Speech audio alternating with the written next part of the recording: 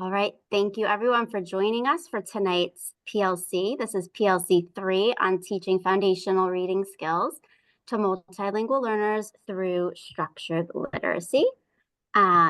We are presenting on behalf of the PD committee for NJTESOL-NJBE. And my name is Kathryn. I am a reading interventionist and ML teacher at Normandy Park School in Morristown. And let's begin. So let's start with a quick little chat waterfall. What are your greatest challenges when it comes to teaching foundational reading skills to MLs? So we have a plethora of possible challenges. I tried to think of myself before I really felt confident in what I was doing and some of the issues that I was dealing with. So from 1 to 10, you can choose any of these. So 1, I'm unsure how to even teach, where to begin with this. How do I help students with difficulties? Number 3, I don't have materials or what materials are appropriate. Number 4, just general overwhelm, anxiety on how to do this. Number 5, I teach MLs with reading disabilities, or maybe they haven't been identified yet as reading disabilities, but you know something isn't right. Number 6, teaching older students foundational reading skills can be a challenge. Number 7, teaching students with interrupted education. And number 8, I just need more help. Number 9, all of the above. Or 10, something else. So you can just pop that into the chat, one of those numbers, or if it's other, you could also just say what it is that you are looking for some help with.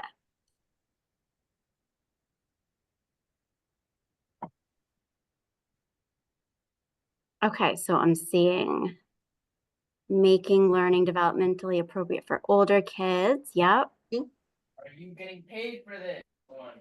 Yeah, well, this is for my training for school stuff. So 1 and 6. Yep. Everyone, if you could just mute yourself too, that would be great. 7 and 5, so a lot of interrupted education, remedying difficulties, reading disabilities. Okay, great. So I'm really hoping that some of these issues will be addressed in this presentation today. And if at any time you have a question, please put it in the chat.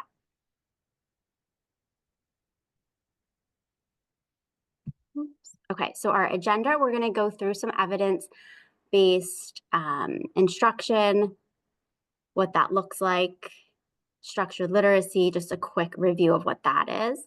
We're going to be looking at WIDA and NJELA standards, addressing foundational skills, quick look at assessment. We're going to move into lesson planning and how to plan for cross-linguistic transfer. We're going to go through a whole lesson adjusted for multilingual learners. We're going to look at building automaticity and accuracy at the letter, word, phrase, and sentence levels. And I'll be sharing a bunch of resources. So to begin, we want to look at what the National Reading Panel found in 2000 and what constitutes effective literacy instruction. So they were tasked with evaluating research on what practices showed the most success in teaching children how to read. So evidence-based instruction encompasses the following 5 pillars or components, and that is phonemic awareness, phonics, fluency. And I just want to clarify that fluency is not only the rate, how fast students read, but also that they're reading with accuracy at the word, phrase, sentence, and text level. It also includes explicit vocabulary instruction and comprehension instruction. So this was found to work for students, but they didn't look at multilingual learners. So the report of the National Literacy Panel on Language Minority Youth was convened to look specifically at multilingual learners and what works for them. So that panel found that MLs benefit from the same evidence-based practices that monolingual speakers benefit from. However, we need to implement adjustments into our instruction. They found that Spanish-speaking students learning to read in English make the best progress when they are given explicit instruction and more work with phonemes and combinations of phonemes that do not exist in their L1. So that's another really good finding that will help inform our instruction in English. They found that a strong foundation in oral language is needed for literacy development. So we know that oral language instruction is critical, and there's also a positive correlation between oral language and reading comprehension. So this is one of the huge reasons why we don't want to discourage our students from not using their L1 in the house, because all of this transfers over to as well into English. We know that language minority students who are literate in their L1 will have an easier time transitioning to English literacy. That's why in our last presentation we talked about building a foundation, if possible, for students who don't have L1 literacy skills. If we can build it in their L1, it will help them to learn English to transition a little bit easier. It's also important to take into account that when planning, that these skills transfer, so we can plan with that in mind. Also, oracy in the L1 benefits language development in the L2. So even if a student is not literate in their L1, they have those oracy skills, and we can leverage those skills to teach in English. The report also found that there is a cognitive advantage to biliteracy. It is the ideal when possible. Biliterate students outperform monolingual students on measures of English reading proficiency. We also know that there are similar proportions of language minority students and monolingual English-speaking students who are classified as poor readers. Other than the fact that the multilingual learners are not native English speakers, their profiles are very similar. Both groups demonstrate deficits in phonological awareness and working memory. So the deficits are not due to their language minority status, but primary difficulty is with word level reading difficulties. So when someone says, oh, it's language, it's not always language. A lot of the times dyslexia is common. A lot of the times it might be something more than language. So here's Scarborough's rote. This shows the skills that are needed for students to become proficient readers. So the focus for this year is that word recognition strand, and today's PLC, we will be focusing on the word recognition strand, but all strands need to be present for a student. All skills need to be present for a student to become a skilled reader. So every strand is important. They weave together. The more automatic, the more strategic they are, the more skilled of a reader. This is the reading rote made for multilingual learners. I got this from an article called From a Call to Action from WIDA by Pendergrass, Tierce, and Chiesa.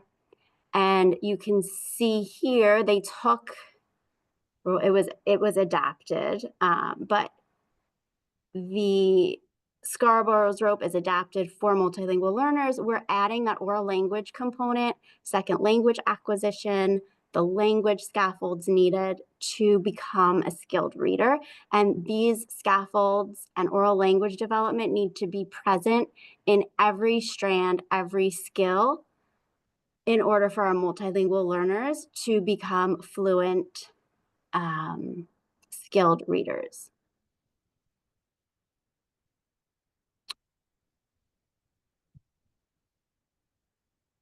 So structured literacy is a term coined by the International Dyslexia Association, and it's an evidence-based method of reading instruction grounded in a lot of research. It is a systematic method that teaches word identification and decoding strategies.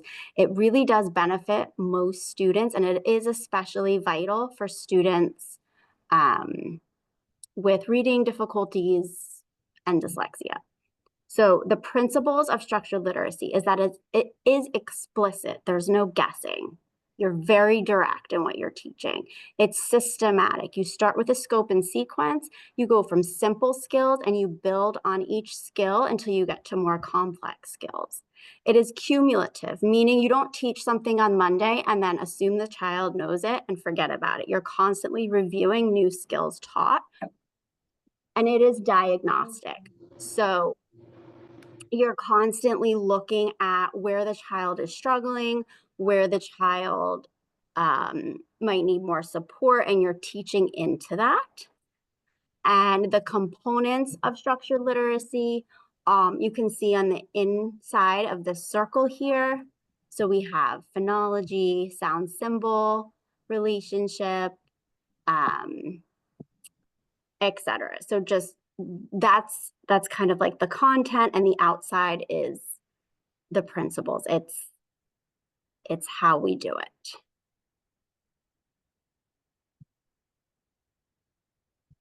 All right, so just real quick about assessments. This could be a whole PLC series in and of itself. I am doing a session at NJTESOL-NJBE's spring conference with Amy Garner, who is my current FDU practicum instructor. She's also the co-director of the Children's Dyslexia Center in Scotch Plains. So we're going to be doing a session all on universal screening. So today I'm just going to say that you need to look at if your district does universal screening or any kind of diagnostic like iReady, DIBELS, MAP. You need to look at that just to see what you can gauge from that. Typically, our multilingual learners are going to come up in the red, which, you know, is not uncommon because they're being compared to norms of monolingual peers. But that will still give you some good information as to where the student is at. Family interviews, student records, things like that are all important to get a full picture of the student. You also want to do a phonemic awareness assessment. I'm also going to just skip over that for now. We're doing a PLC February 24th on phonemic awareness with my former FDU practicum instructor, Dina Nahas. So stay tuned for that. Today, I'm really just going to focus on the letter sound diagnostic that you're going to want to do for your instruction. You're going to get your diagnostic from whatever scope and sequence that your district uses, whatever program your district uses. So my district, for example, uses Amplify. So you can see I have here, and I will just click on this real quick. So this is all free online. If you're doing a phonics program, this is from Amplify. I just changed it to make it easier for me to use, but this is K1, so everything in green is kindergarten. and everything in white is first grade. I have, this should say short vowels here, everything else here. Then we have phonological awareness, syllable types, and syllabication. Syllable types is it a vowel team syllable? Is it a magic E syllable? Is it a short closed syllable, short vowel closed syllable? Syllabication is it a word that's CVVC, consonant, vowel, vowel, consonant, or actually that's Spanish. I meant vowel, consonant, consonant, vowel. So that's the syllable types. Then we have spelling, grammar, and affixes. So basically this is kind of like your roadmap as to what you're going to be teaching your students. Then you're going to, once you have your roadmap, you're going to make your diagnostic. And you're literally going to make a pack of cards that look like this, just on flashcards, if you can see. So I have an A, with all the letters that line up with your diagnostic.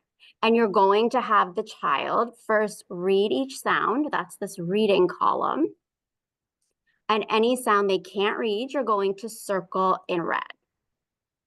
And you're just going to go through and have them read. I have little cues here. So if they say A instead of A, you want to say to them, do you know another sound for that?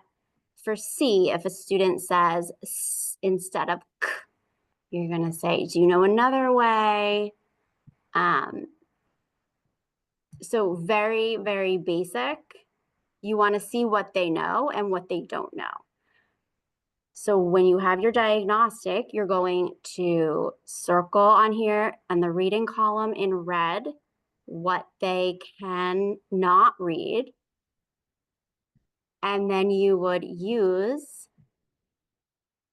your scope and sequence to teach off of that. And I go on the scope and sequence, and I also circle for my whole group when I form groups.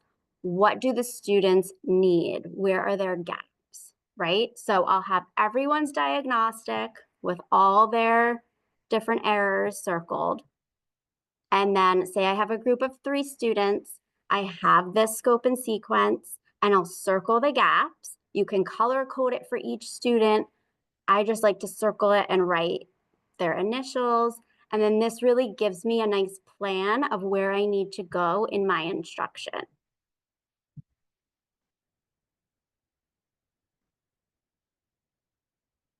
Yes, I do.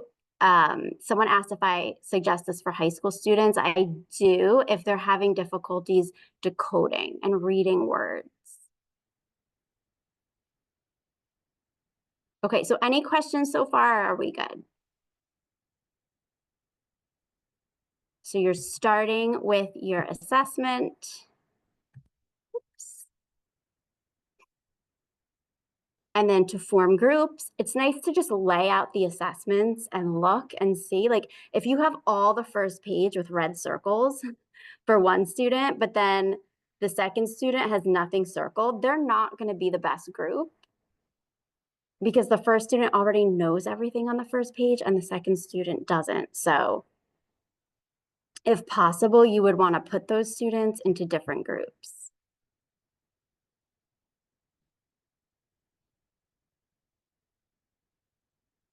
So, oops. So I also put in here a new learning lesson planning template. I'm not going to get into that yet, but that is there for help with planning. Just for time, we'll come back to that if there's time. So just a side note that there are not any WIDA standards for teaching foundational reading skills instruction because WIDA views the foundational reading skills instruction as content specific to English language arts. So it's just like, they're not going to have specific standards on teaching photosynthesis or whatever content might be in the science standards because that's not what we do. WIDA does language and like the comprehension strand. So we really have to rely on the NJELA standards as guidance when we're planning foundational reading skills for our multilingual learners. Multilingual learners, as we saw from the National Reading Panel for language minority youth, they need the same components as monolingual speakers, but they need adjustments in that instruction. So that's what we're doing today. We're providing those adjustments.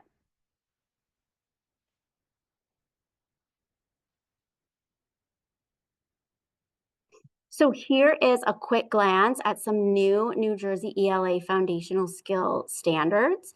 These are all new. They're from the foundational skills writing language strand. Everything underlined is we're going to be hitting today. So identifying letters used to represent vowel phonemes and those used to represent consonants, knowing that every syllable has a vowel. This is from kindergarten. Write common grapheme, letter or letter group for each phoneme.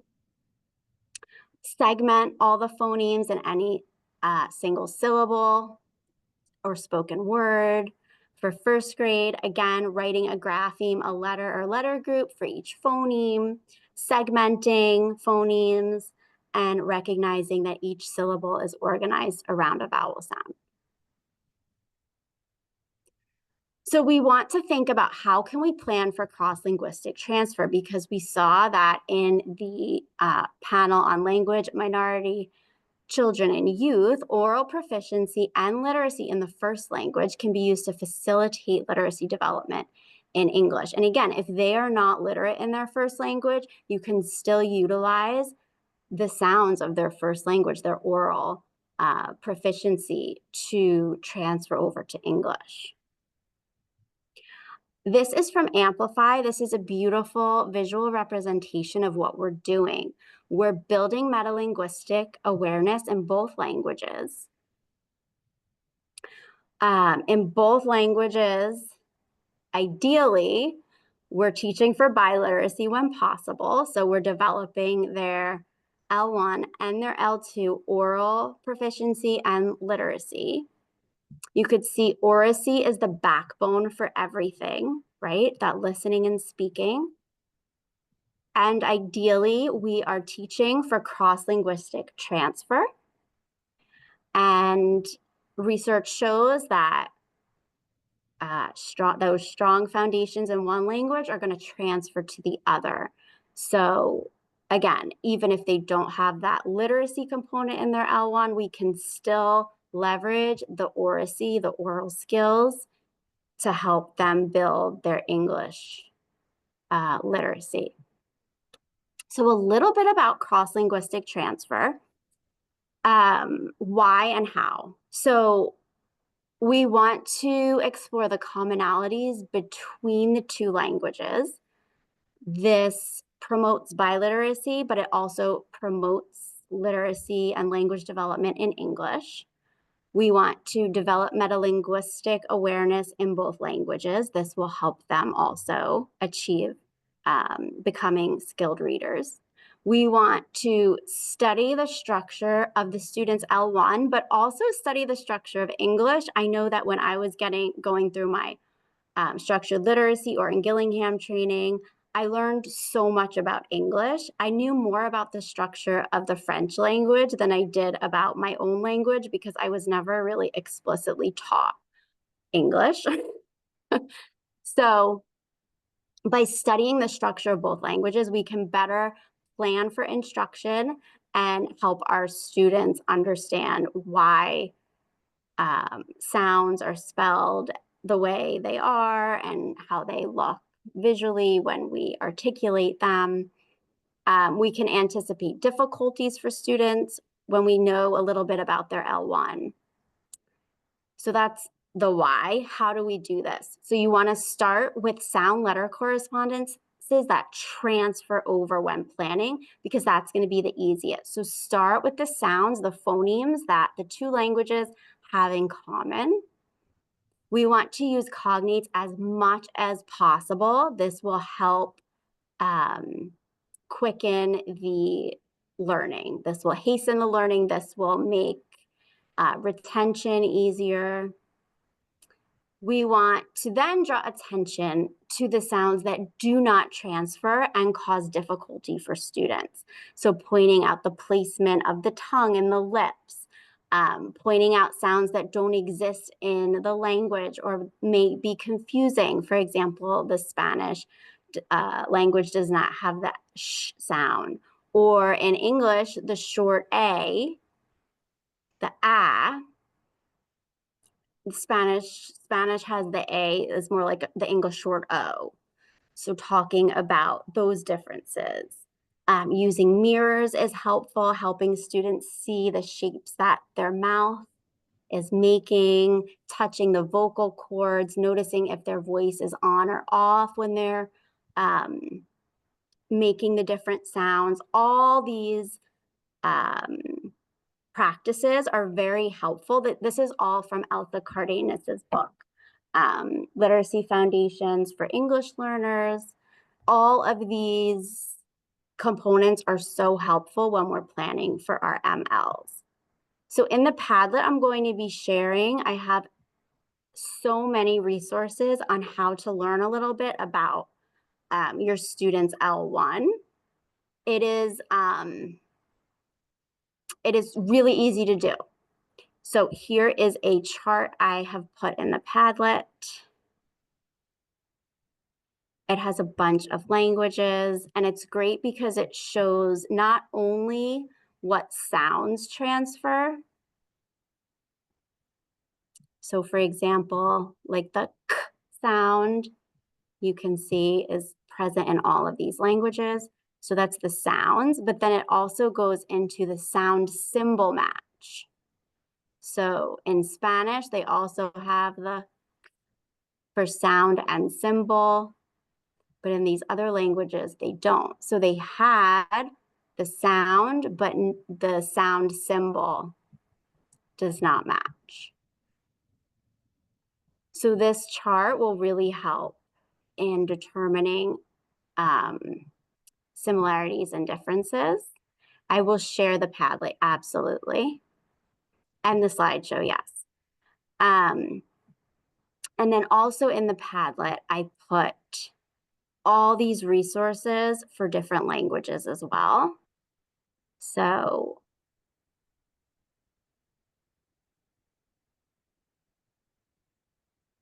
here, tools to inform instruction and encourage cross-linguistic transfer. So we've got a bunch of languages here. It talks about also linguistic features, word order, prepositions, verb tenses. So there's a lot, and even just learning like one little thing can go a long way. And this is a work in progress. Like, it is time consuming, but the more you learn, the easier it's going to be. And seeing the child's face light up when you can show them, oh, in your language, it's like this, but in English, it's like this. It's just so encouraging to see that success. Okay, why is this not? Here we go.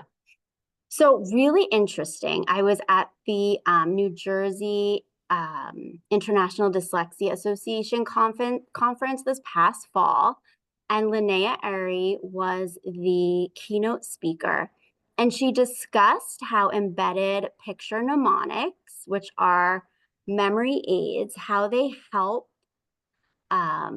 students learn the shapes of letters and the link between like the sound and the letter, the relationship between the sound and the letter. So on the left, these are even better because they're cognates. So obviously the S for snake and serpiente, right? The F for flower, flor, M for mountain, montaña.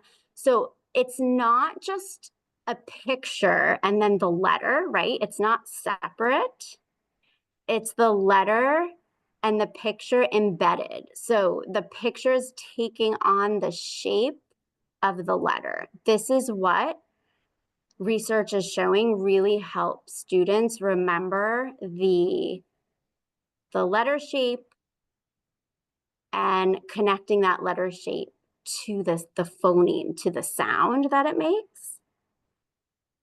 So these are all great resources I have linked for you. These are from AlphaGraph. It's free on Teachers Pay Teachers. They have Spanish, French, and English. And then on the right is from Onlit.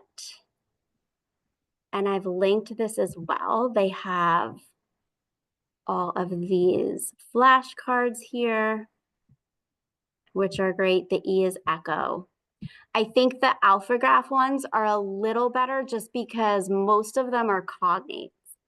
And you're going to see in a minute how this is another form of cross-linguistic transfer that really, really helps our students, especially those who come to us with languages from non-alphabetic, that are non-alphabetic. So Linnea Airy did a study of monolingual English speakers, 5 years old. They were language learners and they knew their English letters, they could not read, and they were learning Hebrew. So they were taught Hebrew letters and their sounds, and there were 2 conditions. One condition were taught with embedded picture mnemonics, and the other were taught with disassociated picture mnemonics, meaning they had the picture and the letter, but they weren't connected. They weren't embedded. So I thought it would be fun if we could maybe practice this, like what Linnea did in her study. Because when I was sitting at the conference, watching this and trying to learn it, it was really remarkable. And I was just so excited to share it in this presentation. So what you're going to do is, first, you're going to try to learn it with just the symbol. And then we'll go through with the embedded mnemonic and try it that way. All right, so are we ready here? Okay, here we go. So this is the sound D. Okay, so this is D, or like the Hebrew equivalent of D. This is N, everyone say N, or N. This is Sh. So like the digraph SH. And this is O, like the letter L. Okay, so here we have the symbols. See how many you can remember. If you want, you can put them in the chat or not, it's fine. And so now here we have, oops. Here we have it with the embedded mnemonics. And I apologize, this was from Dr. Airy's presentation, so it's not the best images, but we have D for desk. So you can see the shape is in the shape of a desk. We have N for nose. We have Sh for ship. And we have L for lizard. And so how much easier is it? Like how many are you able to remember when they're embedded? Or does the embedding help at all? Because I know for me, the only way I was able to do this presentation is the fact that I had the pictures in my mind to remember what the symbols meant. So on top of that, remember, I used English words. So imagine our students who would have to learn you know, these new symbols, but also using words that they've never even heard of in English as keywords. So I feel like this shows that whenever we can use cognates, like let's use those cognates to lessen the cognitive load because our students are so overwhelmed and learning so much. So I just wanted to share that. Okay, yes, the phonemic inventories of my students, leverage them when teaching. Absolutely. Phonemic awareness is so important. And we're going, like I said, we'll get into that a little bit today, but definitely February 24th. So here's another amazing resource. OnLit has a whole video library of embedded mnemonic videos for all the letters in English. So although they're not cognates, some of them might be, but these are all like quick 1-minute videos you can use to teach sound symbol relationships. And yeah, and like I said, they come with the flashcards too. So I think it's just really about trying to decide, okay, when do I really need to use these? And right now I'm working with a teacher who has some multilingual learners who are really having trouble learning their sound symbol relationships. So we're starting to use a lot of letters with the memory aid of the embedded picture mnemonic. And I do think it's helping, and I'm hoping it will continue to. So any questions so far before I get into the next part of the lesson, which is going to be the more hands-on practical part of this?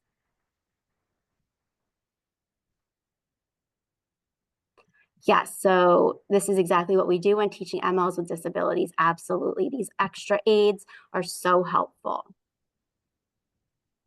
All right, so moving on, we're going to now get into a new learning lesson. And you will see it is very direct, it is explicit and systematic. So I'm going to pretend that this is the first vowel that I'm teaching the student. So we always, the first part of the lesson, when we're teaching something new, we're connecting to their prior knowledge. So here are some options of what you can say. You can say things like, you already know that in Spanish, the letter A says ah. Now they might not know that, so that's why I gave some other options. So today you are going to learn what this letter says in English. So that's automatically linking it to their L1 to support that cross-linguistic transfer.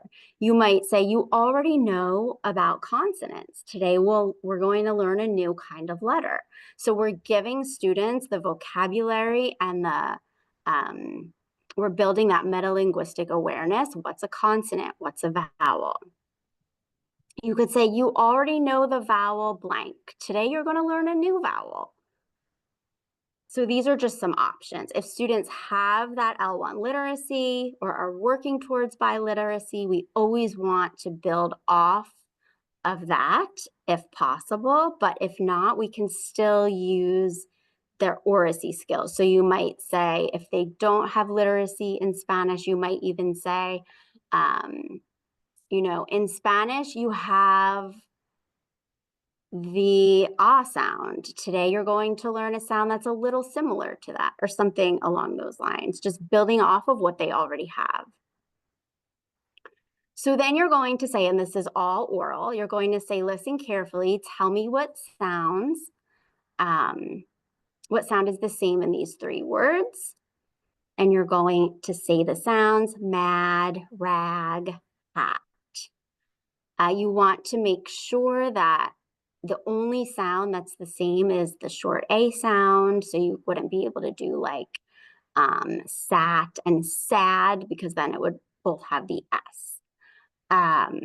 Again, this is like an auditory discovery. So if a child is not able to give you the sound, it's okay. You can draw it out. You can say add, flag. Like you can draw it out for them. If they don't get it, it's okay. It's hard for multilingual learners to hear sounds, especially ones they're not familiar with. But assuming they were able to get it, would say very good. All these words contain the sound. I should also say, as you're giving them these 3 words here, you can also show pictures as you say the word without the word, without the graphemes, without the letters. So these are the words I just said would be next. Can you show me what's the same? What letter is the same in all these words? They might not know the letter A. They can point to it. And here you can talk about the vocabulary, show me a mad face, you know, what do we use a rag for, etc. So the direct instruction of short vowels is going to be pretty consistent. You want to hit, it's a chin drop, so there's air flowing out of the mouth. The chin drops, the mouth is open. You want to teach the letter name, the formation of the letter, and the sound. This is a great resource I actually just found the other day. It has the formation of all the letters, like really quick. You could show that, talk about how to form it. You want to hit the articulation of the mouth, where the lips are, where the tongue is. We always have students trace and say the sound on a card, which I'll show you in a second. Also say the sound while writing it. You want to discuss cross-linguistic similarities, differences, when possible, a cognate, use of mnemonics as needed. So these are the main components we want to hit when teaching a short vowel. So you would say something like, this is the letter A. You could add, when it makes its short sound, it says ah. If they don't know about short and long sounds, you could just say, this is the letter A. It says ah, like an apple, or astronaut. That would be our cognate. And then you're going to ask, what sound does this make? So you want to teach a little, ask a little. You don't want to just flood them with all this information because it's going to go right over their head. And you also want to keep them on their toes and make sure they're listening. So what sound does it make? Ah. Great. A is a vowel. When you make the ah sound, your chin drops, your mouth is open, the tip of your tongue is against the bottom of your lower teeth. Let's touch our throats. Feel your throat. Ah, is it vibrating? Yes, your voice is on. Let's try it together. Ah. And then you want to ask, is your mouth open? Is it closed? So we're asking these eliciting questions constantly throughout our direct instruction. We want to tell them the placement where it can come in a word. So this is all very explicit. It can come at the beginning of a word or the middle of a word. You can contrast it with Spanish. Like it's in Spanish, the A is at the end of a lot of words. In English, it's not, like, you know, mama or whatever. And then you're going to ask, in English, where does it come in a word? You know, things like that. If you want to get into coding, you could show them that we code the short A with this little smile here, or a little half moon shape. We can also, so short A is very tricky for multilingual learners because, you know, it says for us the short O sound, ah. So we can explicitly say, in Spanish, this letter says ah. Let's compare. In Spanish, ah, English, ah. Notice, like, you know, how the corners of your mouth are pulled back a little bit. You can give them mirrors to see the difference in mouth positions, things like that. So this is all very explicit, and we're building that metalinguistic awareness, that awareness of language in both languages when possible. Oh, and this card I got from UFly, this is also linked in the materials. UFly has a great sound wall where all the lip positions are on all the cards, which is really helpful. So here are a bunch of videos on short A that you can use at centers or what have you. This is the mnemonic video, which is great. These are all awesome videos. They, practice the sound, they practice blending it. So definitely check those out. It's not letting me go to the next slide.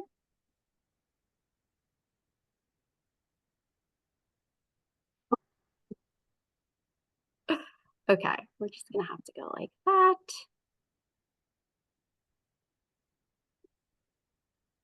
Oops.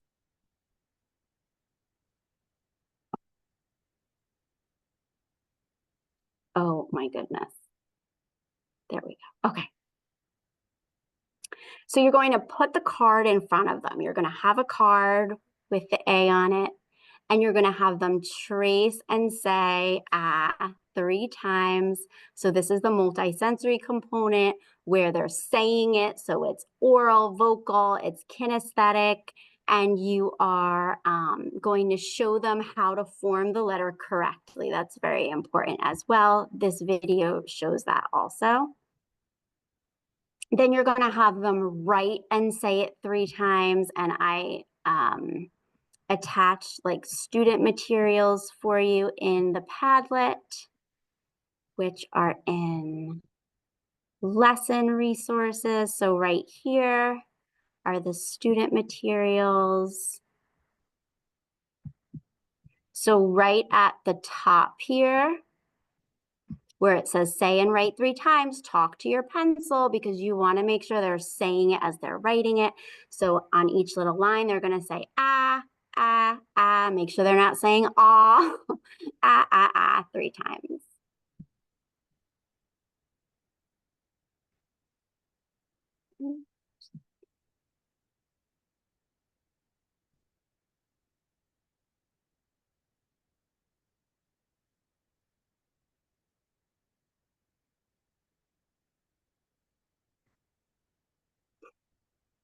Again, these are just different options for cards that you can use.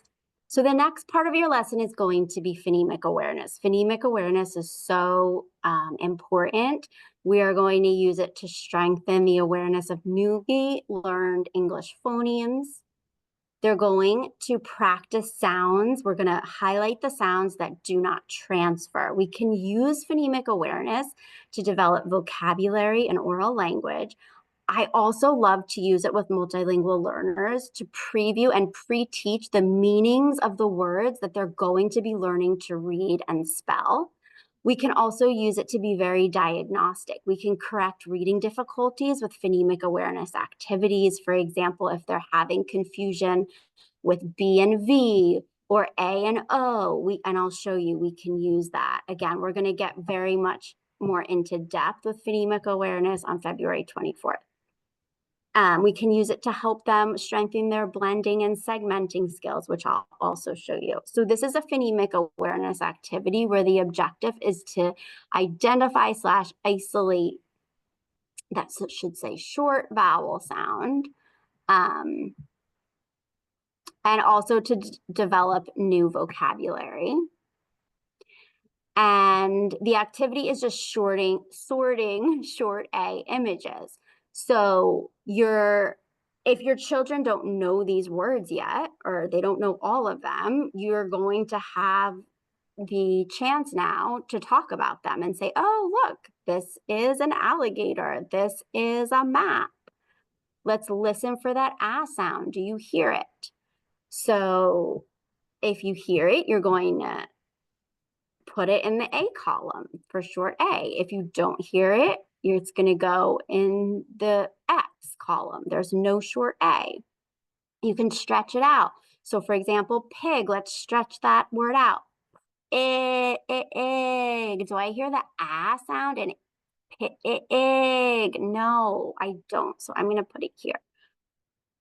So this is a great way to just have them listening to the sound and being able to differentiate between some of the vowel sounds in English, which are super tricky.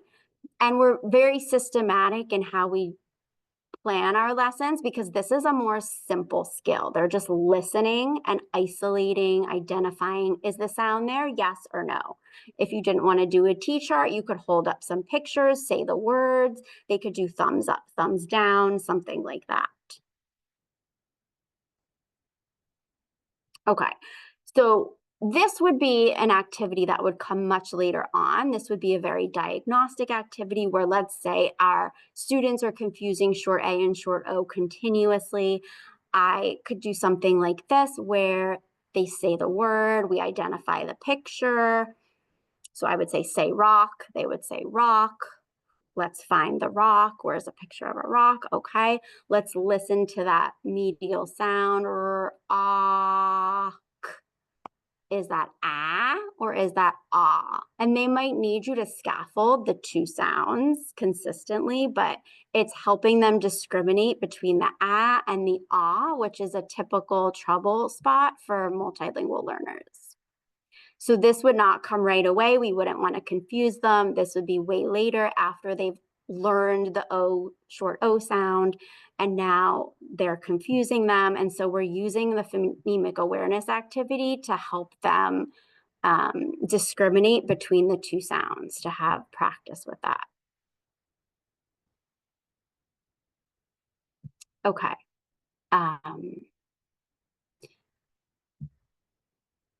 So this is a slide from FDU, from an FDU lecture on phonemic awareness. So you would not show this to the students. This is just your script. So you would say, I'm going to say some sounds. You're going to put them together to make it into a word. Now, someone said they had a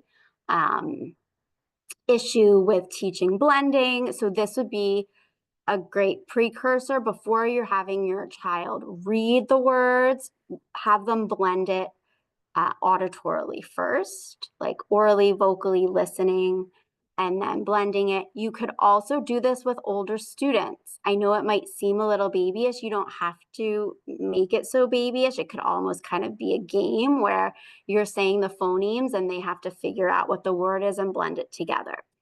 So you would say to the students, at, and they have to blend it into the word mat.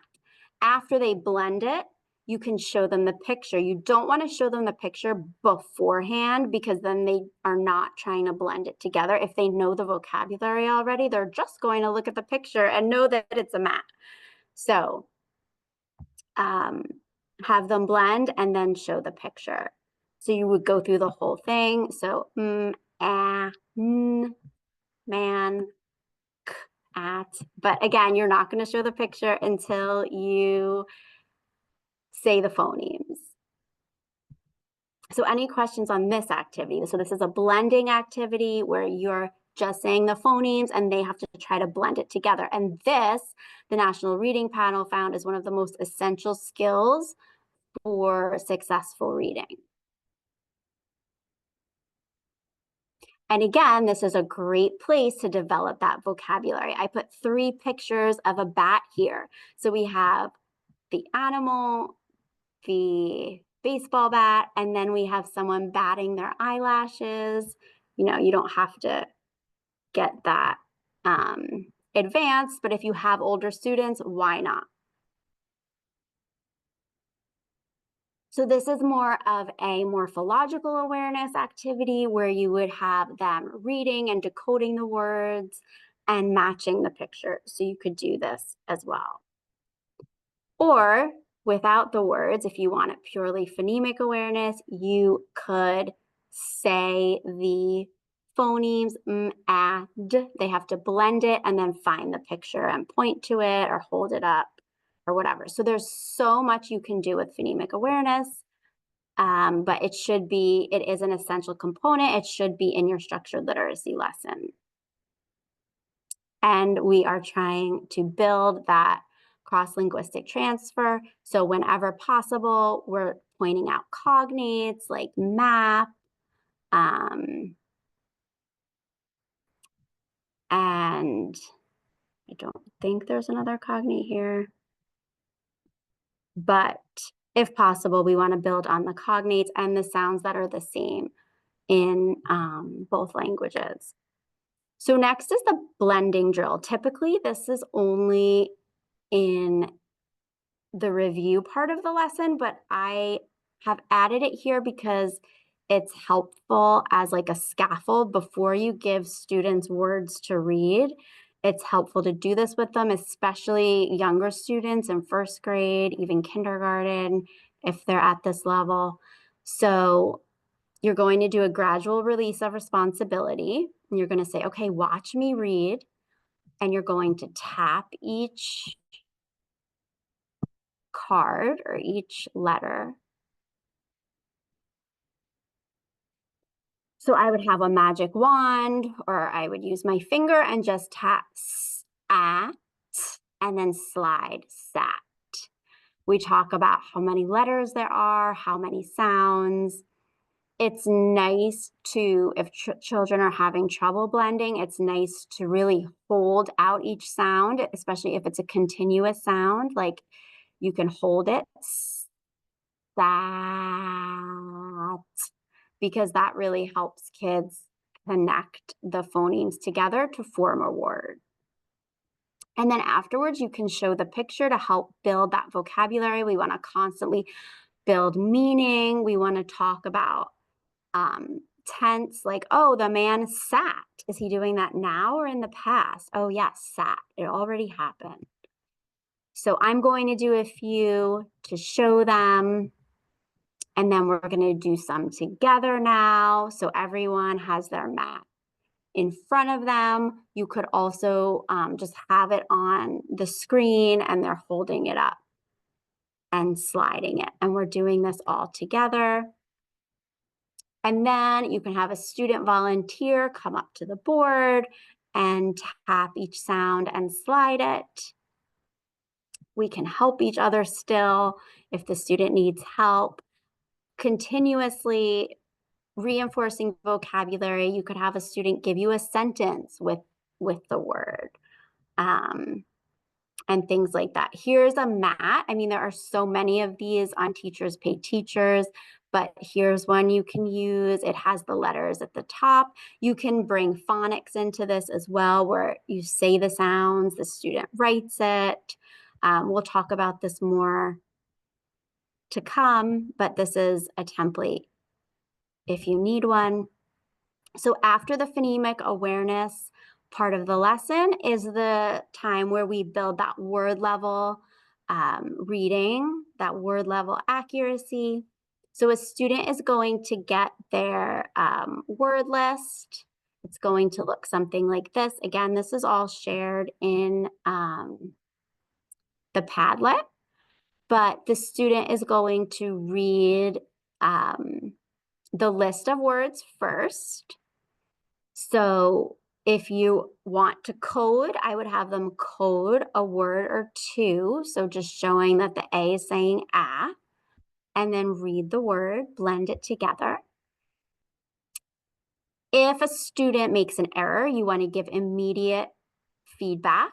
So you're going to tell them trace and say. Let's say they said the A wrong. You're going to say, oh, trace and say the A. What does that say? Ah, and have them go back and trace it immediately. An option you can do for small group is have, for older students, I wouldn't recommend this for young ones, but for older students, have them read the list to themselves. They can put a dot next to any word they don't understand the meaning or they need help reading it, and you can just quickly, you know, you'll be able to see the student put a dot and you can help them quickly. For small group instruction, you can do a choral read where everyone is dotting as we read as a group. You could have individual students read and the rest of the group is dotting as that one student reads to make sure that everyone's following along. You could, you know, if you have a group of students, just tap them, like tap their paper, like it's your turn, now it's your turn, and see if, you know, they can keep up and are paying attention. This is, you know, we're supposedly setting them up for success. This isn't something we don't want to give them anxiety. If you feel like a child has anxiety with this, like definitely do not call on them. But just to be clear, all the letter sounds on your lists are either sounds that they know or sounds that they've been taught. So you're building them up for success. So this isn't like, you know, like the round robin read where you're just like catching a kid off guard who can't, you know, read the words and they're embarrassed. You know, we are explicitly teaching exactly what they need. We're setting them up for success. So that's why it's okay to kind of tap them and just make sure that they're staying with the group. So once we have read the word list, we can start talking about it. You can say things like, oh, which word means the opposite of happy or glad? Which word would you use? What would you use to clean the table with? Something like that, just constantly adding in that semantic part, even at the word level. Then you're going to move to the phrases. So now we want to build phrase level accuracy. We have some sight words in there. And then you're going to move to, oh,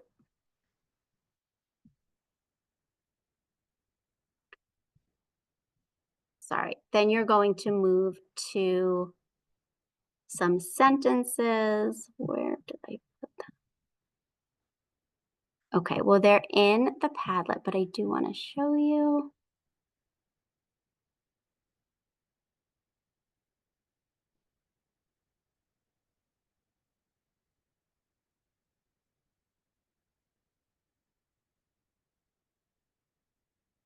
Okay, here we go. Short A materials.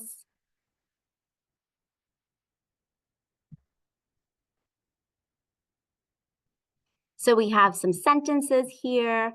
You can read just a few of them, depending how many kids are in your group. So if I have like 4 kids in my group, I'm going to make sure each child practices, reads a sentence, reads it out loud, and then we're going to go to spelling.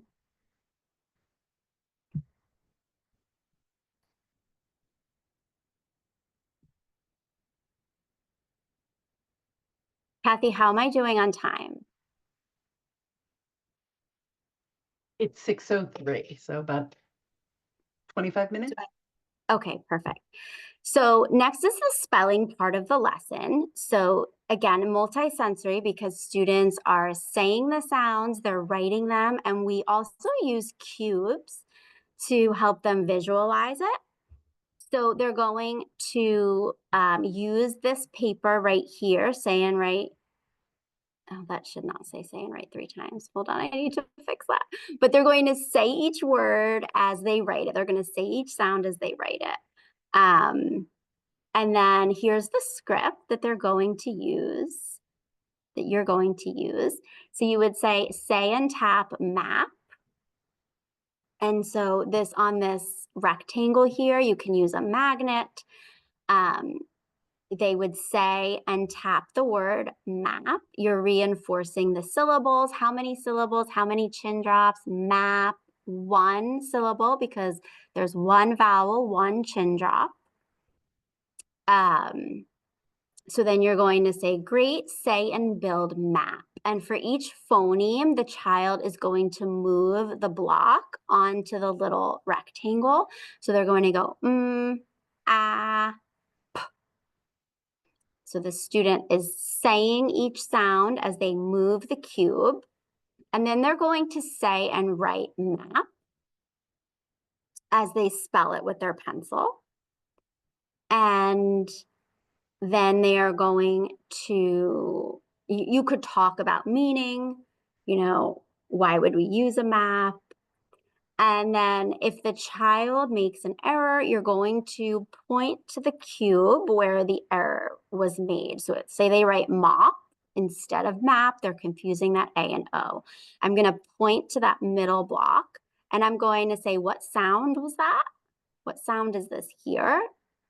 And they might have to go through it again. App. And then I would say, check your chart. How do we spell app? Map, right? Map. And they have this spelling chart out in front of them, which is also linked. So they can use that as a scaffold as well. The next part is reading a decodable text. So I actually put my own decodable in here. This was for students for exactly the sounds that they had, but there are so many resources online. So this was from Reading Universe, and I really like these because it has the teacher copy if you wanted to do like a repeated reading and track their improvement as they read. You could keep track of their reading on here. And this is the student copy.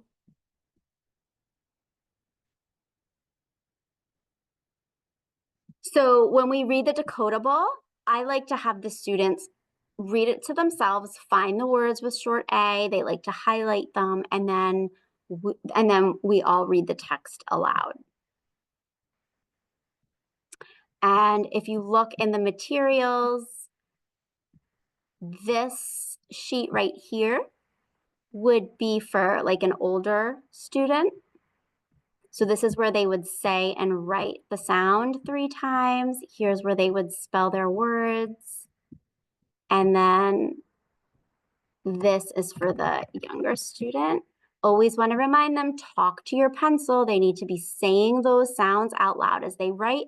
That's a huge part of multisensory instruction. They're saying and writing. It also helps make connections in the brain between the sound of the phoneme and the actual act of writing the grapheme. And we're strengthening the connection between the phoneme and the grapheme, the sound symbol correspondence. So I know I kind of rushed through that. Are there any questions?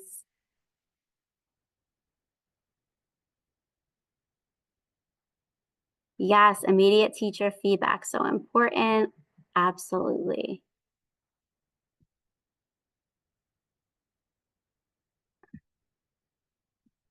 Okay, so we're good?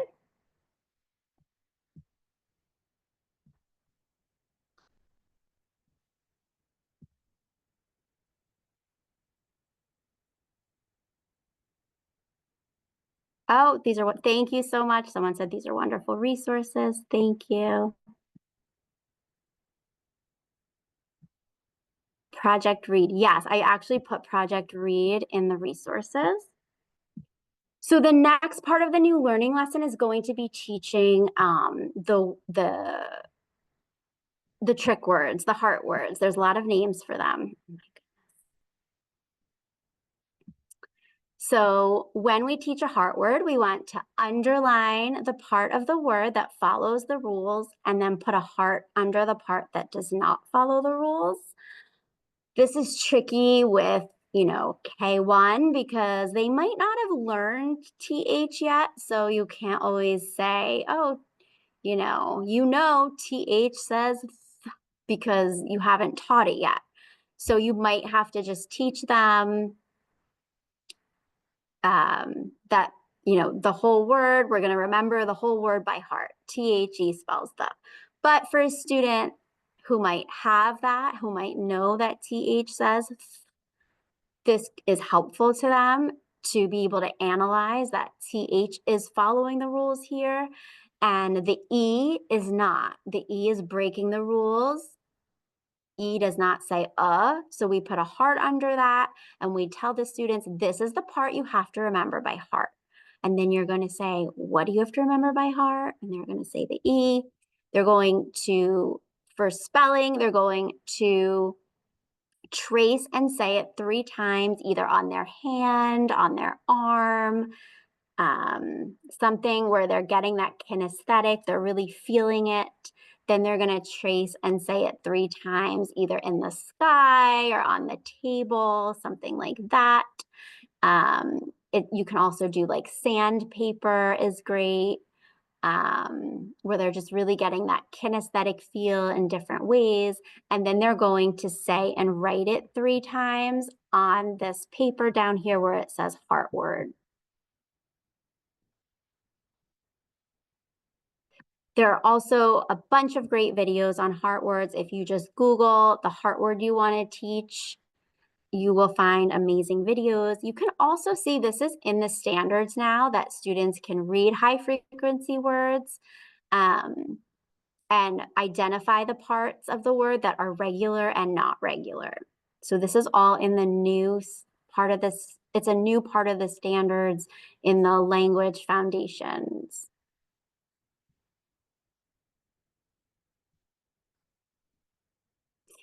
All right, so again, you want to be asking eliciting questions throughout your lesson, and then at the end of the lesson, you want to say, what sound did you learn today?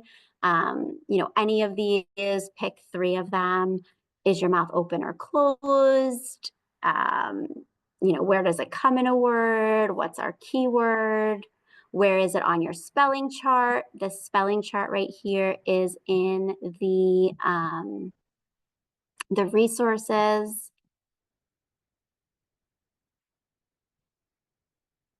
So let's just quickly look at the lesson template. So a new learning lesson, depending, on what you're learning, is going to take 30 to 40 minutes, especially if you're adding a lot of that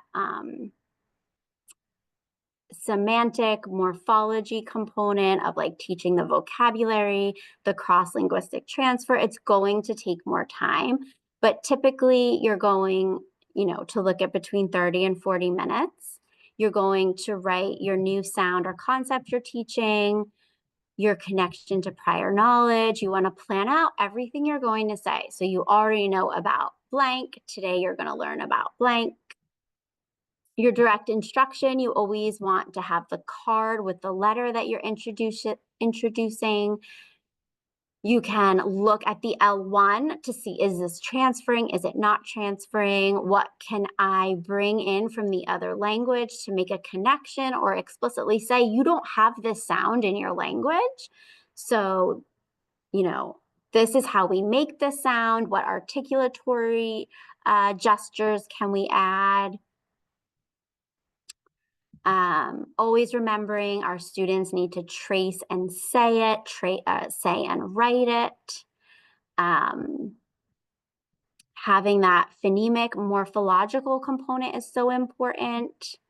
Our materials we are going to need for our reading component. So you're going to need that word list, the word reading list, some phrases, sentences, a decodable, and you can plan all of that here. And then this would be the review side of the lesson. So this is where structured literacy gets very cumulative, because the next day, as you can see, I'm going to put my short A right here. So I'm going to have like a card pack that looks like this.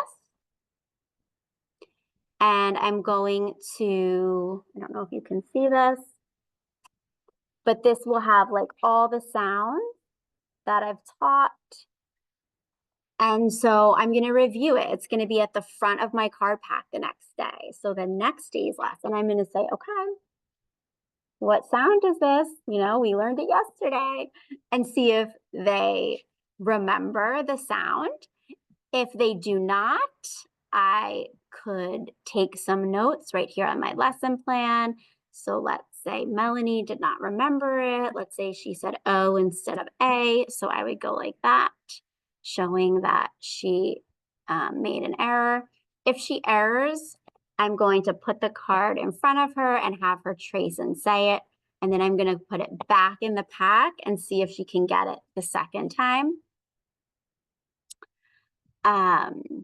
The next part of the review lesson, and I didn't have, I didn't prepare slides for this because it's a lot, but the review lesson I did go over in the Spanish webinar that I did about a month ago or so. So it's on NJTESOL-NJBE's YouTube.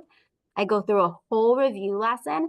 It's for a Spanish skill, but the whole principle, the whole method is the same. But you would put the last concept you taught in spell sounds. I'd probably put it in phonemic awareness to reinforce it that, they're still getting that practice with it. It's going to be in my word list, my spell words, etc.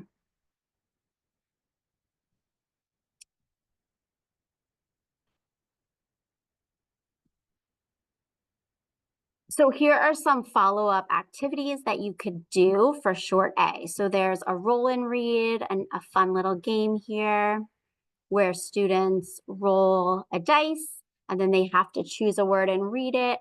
You could have them in pairs, kind of like a whoever gets like 3 or 4 in a row, or diagonal is the winner. Just like a fun little warm-up. Here are some more materials from Reading Universe with some more words. Just be cognizant that you're only using sounds that your student either knows or has already been taught, because that's going to be important. And then real quick, when addressing BD confusion, make sure if your student is continuously confusing B's and D's, that you just have them, you teach them their B hand. If you teach them B and D, that isn't going to do much because they're confusing B and D and they're not going to be able to remember which is which. So if they can remember this is always my B hand, the other one is the other one, and this is B, that's very helpful. Here's a little activity you can do with them. Have the B hand in front of them. You could have them wear like a bracelet on their B hand, and they have to read across the letters, always checking their B hand when they get confused. So this is a nice little intervention you can do for BD. So I feel like I just flew through that. I hope it wasn't too fast.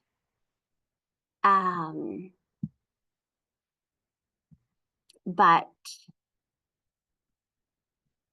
I hope you found some of this helpful. Let's go through the Padlet. Do we have a few minutes, Kathy?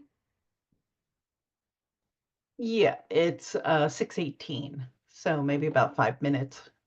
Okay. So here is the Padlet that has a ton of resources.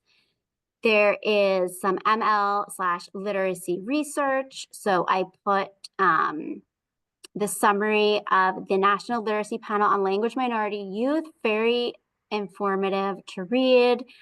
The International Dyslexia Center has a whole page now on multilingual learners, which is great. This is the book that I'm going to be presenting on at the spring conference, so please join us. So much great and valuable information for teaching literacy to multilingual learners. And again, just some articles, building background knowledge. This is the letter sound correspondence diagnostic that I showed you. Feel free to make a copy of it and adjust it to whatever scope and sequence that you're using. This is also the Core Phonics English survey you can use as well, another sound symbol correspondence. Here are all the lesson resources that I showed in my presentation. So here's the scope and sequence, the lesson template. This is a card pack if you want to do it digitally instead of old school paper. Also, I use one with pictures. This is not my real card pack, but that's there for you. This is the sound chart that they use for when they're spelling. They're going to have this in front of them. You can see all these pictures, for the most part, are cognates in Spanish, so it lessens that cognitive load. It leverages cross-linguistic transfer, so they remember the sound, the picture, a little easier, but I'm going to actually try to modify this. So now I'm going to put the mnemonic pictures in here. So I'll add like an extra slide for that. Here are the instructional slides for short A. So everything I went through with you is here. The short A materials. Here are those handwriting animations, which are fun. These are great resources from UFly. They have a blending like word work mat. So, you know, you could use whatever, you know, letters, whatever it is you're practicing. This is super fun, especially if you have like a Promethean board or Smartboard or whatever. You can move the letters around real easily. So this is a great resource.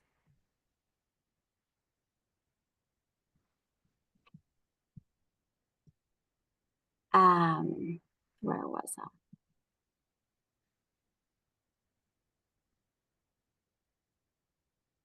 Oh, these are the placemats, which are excellent. So they're Spanish, English, and in French, and they have the mnemonics, the pictures embedded in them, and these are all free on Teacher Pay Teachers.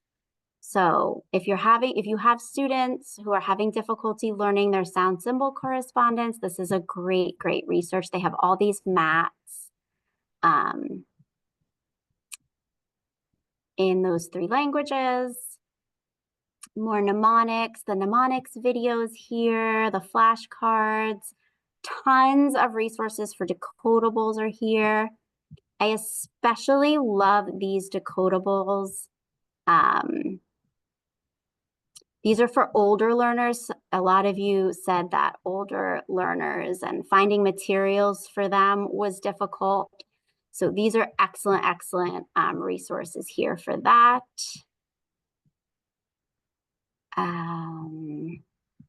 Here's all the resources for cross-linguistic transfer.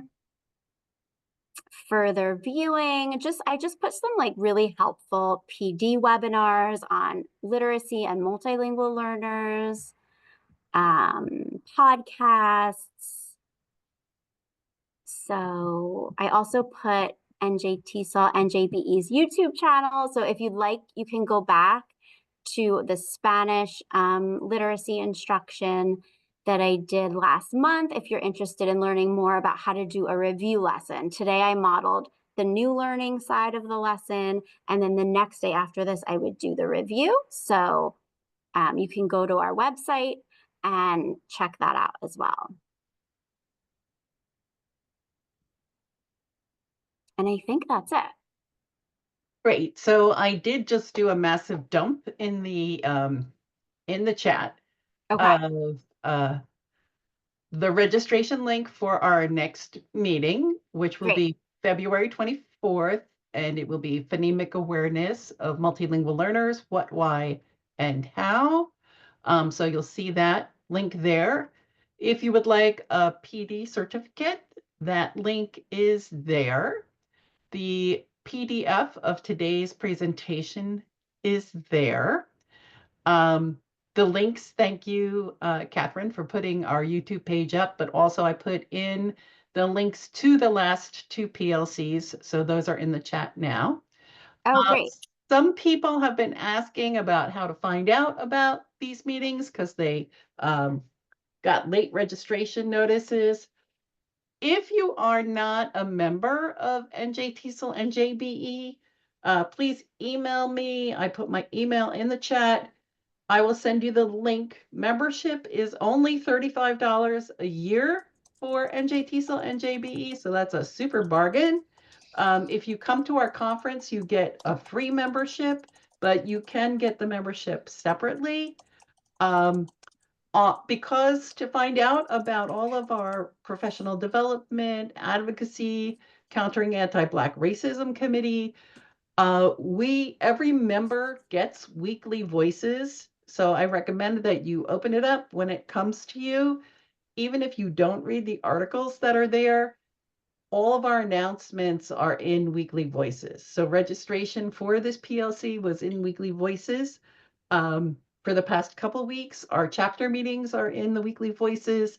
So to really know what's going on, definitely open your Weekly Voices. Also, our hot list will have all of that information as well. Yes, and someone said, would I be sharing the mnemonics? They are in there in the Padlet. So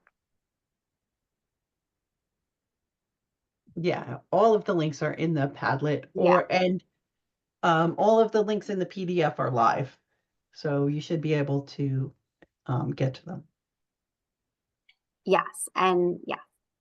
All right, I just said the Padlet is linked to the PDF. So if you download the PDF is all of the slides and all of the links are on the PDF. Yes, and I can pop the Padlet into the chat too. Okay, great. You will not get the actual slides. You're going to get the PDF that has all of the slides on it. Okay, so that's the Padlet.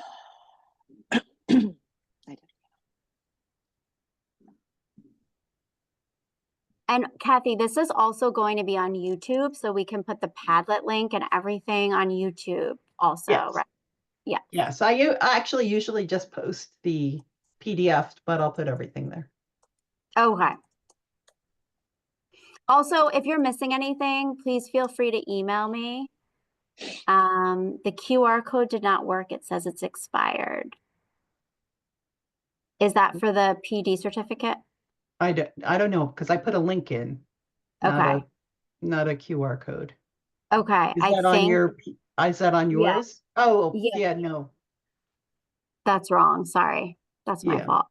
Yeah, the forms should work.